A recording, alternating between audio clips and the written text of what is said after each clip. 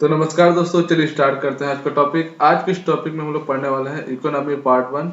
इसमें जो है हम लोग करने वाले हैं लगभग 10 क्वेश्चन, 10 क्वेश्चन करने वाले हैं। इसके पहले हम लोगों ने भारतीय अर्थव्यवस्था के जितने भी टॉपिक कवर किए थे उससे रिलेटेड यहाँ पर क्वेश्चन आंसर करने वाले हैं। तो हमारा जो पहला क्वेश्चन, इसको देख लेते हैं कि निम्नलिखित में से किस राज्य को अत्यधिक कुपोषण के कारण भारत का इथोपिया कहा जाता है।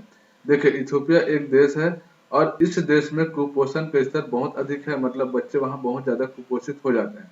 तो इसी के तर्ज पर यहाँ पर हमको दिया गया है कि बिहार, मध्य प्रदेश, झारखंड और ओडिशा। तो मध्य प्रदेश को यहाँ पर भारत का इथोपिया कहा जाता है, जैसे कि यहाँ पर उत्तर में दिया गया है बी ऑप्शन। ठीक है। दूसरा क्वेश्चन क्या बोलता है कि किसी भी देश का आर्थिक विकास किस पर निर्भर करता है। देखिए, जितना अधिक प्राकृतिक संसाधन होगा, जितने अधिक पूंजी का निर्माण होगा, बाजार का आकार होगा, मतलब जितने अधिक बाजार का आकार होगा उसमें विदेशी लोग यहाँ पर इन्वेस्टमेंट करेंगे। ठीक है। तो ये तीन चीजें अगर शामिल होगी तो किसी भी देश का आर्थिक विकास हो जाएगा, बहुत ही ऊंचा हो जाएगा। तो इस तरीके से डी जो ऑप्शन है हमारा क्या है, सही है। तो डी ऑप्शन क्या है हमारा, सही है। देखते हैं तीसरा क्वेश्चन। तीसरा क्वेश्चन क्या बोला है, यहाँ पर भारतीय अर्थव्यवस्था के उदारीकरण के अग्रदूत किसे कहा जाता है। उदारीकरण 1991 में आया था और उस समय जो है वित्त मंत्री डॉक्टर मनमोहन सिंह थे और इन्होंने ही क्या दिया था, उदारीकरण दिया था। उदारीकरण का जो फिलोसफी उसको दिया था और इसका मतलब जो होता है कि उदारीकरण में जो है समाजवादी और पूंजीवादी दोनों जो है अर्थव्यवस्था शामिल होंगे और इस अर्थव्यवस्था को क्या बोलेंगे, मिश्रित अर्थव्यवस्था। तो उदारीकरण के अग्रदूत किसे माना जाता है, डॉक्टर मनमोहन सिंह। हमारा बी ऑप्शन सही है।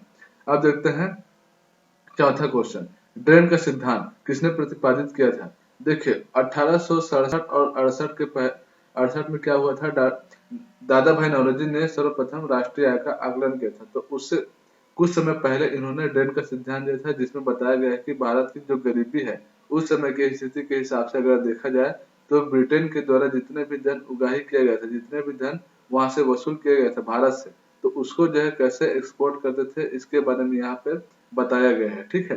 तो इस सिद्धांत में दादा भाई नौरोजी को तो इस सिद्धांत के बारे में दादा भाई नौरोजी ने बताया था। तो हमारा जो बी ऑप्शन क्या है यहाँ पर सही है। अब भारत में राष्ट्रीय आय का आकलन सबसे पहले किसने किया था, तो हम लोग ने अभी बात किए थे कि भारत से राष्ट्रीय आय का आकलन दादा भाई नौरोजी ने किया था 1867 और 68 के बीच।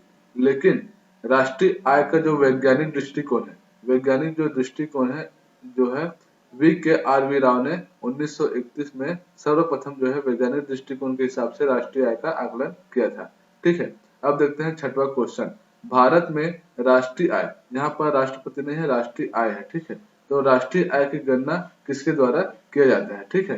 राष्ट्रीय आय की गणना किसके द्वारा किया जाता है, तो यहाँ पर दिया है योजना आयोग, वित्त मंत्रालय, केंद्रीय सांख्यिकी संगठन और रिजर्व बैंक ऑफ इंडिया। तो यहाँ पर जो हमारा ऑप्शन सी है वो सही है। तो CSO एक संस्था है जो 1951 में बनाया गया था। तो इसके द्वारा जो है राष्ट्रीय आय की गणना भारत में किया जाता है और ये जो है NSCO से क्या करता है, डेटा कलेक्ट करता है और उसके बाद CSO क्या करता है, राष्ट्रीय आय की गणना करता है। तो सी हमारा जो ऑप्शन क्या है यहाँ पर सही है। अब देखते हैं सातवां क्वेश्चन। भारत में GDP में सर्वाधिक योगदान प्रदान करता है।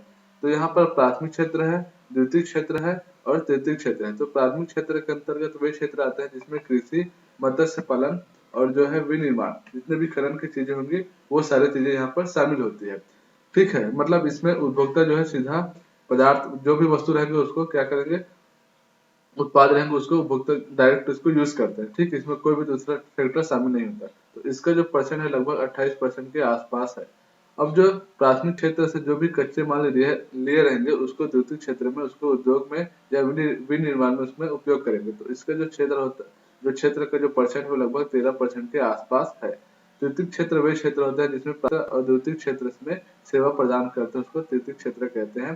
तो इनका जो परसेंट लगभग 58% के आसपास है। तो इस तरह से हम लोग समझ सकते हैं कि हमारा तृतीय क्षेत्र वर्तमान में इसका सर्वाधिक जो योगदान है GDP में है। ठीक है। अब देखते हैं आठवां क्वेश्चन। आय विधि से राष्ट्रीय आय का आकलन करते समय निम्नलिखित में से किसको किया जाता है। ठीक है। तो राष्ट्रीय आय का आकलन किसमें होता है, जितने भी राष्ट्रीय आय के को समझने से पहले हम लोग उत्पादन के फैक्टर को समझ लेते हैं। इसमें किराया शामिल होता है, पेंशन शामिल होता है, मिश्रित आय शामिल होता है।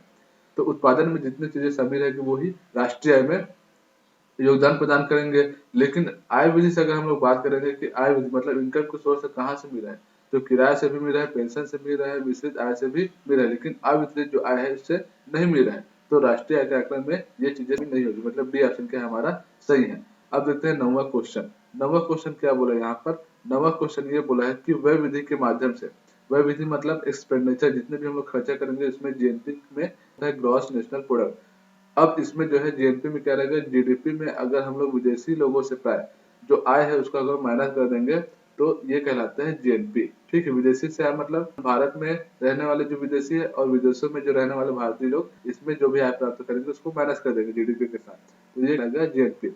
लेकिन अगर हम लोग जीडीपी की बात कर लिए, जीडीपी वे क्षेत्र होते हैं जिसमें एक व्यक्ति वर्ष में जितने अंतिम जो वस्तु और सेवा का उत्पादन होता है उसको जीडीपी है। तो जीडीपी और जीएनपी में जो है मूल्यह्रास शामिल नहीं होता है, ये केवल एनडीपी और एनएनपी में होता है। ठीक है, मूल्यह्रास जो शामिल होता है किसमें शामिल होता है, एनडीपी और एनएनपी में, लेकिन जीएनपी में नहीं होता। तो ए बी और सी ये सारी चीजें शामिल रहेगी, लेकिन मूल्यह्रास यहाँ पर शामिल नहीं रहेगा। तो इस तरीके से हम समझ सकते हैं कि मूल्यह्रास यहाँ पर शामिल नहीं रहता है।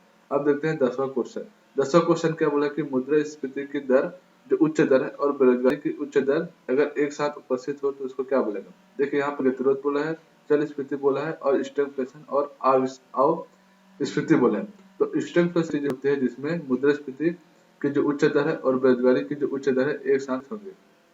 और जो अविस्फीति क्या होता है कि इसमें मुद्रास्फीति का जो दर है वो क्या होगा, बहुत ही कम होता है, मतलब शून्य से भी कम होता है, तो इसको बोलेंगे अविस्फीति। ठीक है, तो इस तरीके से जो हमारा जो ऑप्शन वो क्या हो जाता है सही। तो इस तरीके हम लोगों ने यहाँ पर 10 क्वेश्चन के लिए, आने वाले समय में हम लोग कुछ और क्वेश्चन करेंगे ताकि आप लोग को इकोनॉमी का जो बेसिक चीज है वो यहाँ पर शामिल हो जाए क्वेश्चन के द्वारा। ठीक है, तो मिलते हैं नेक्स्ट वीडियो में। जय हिंद।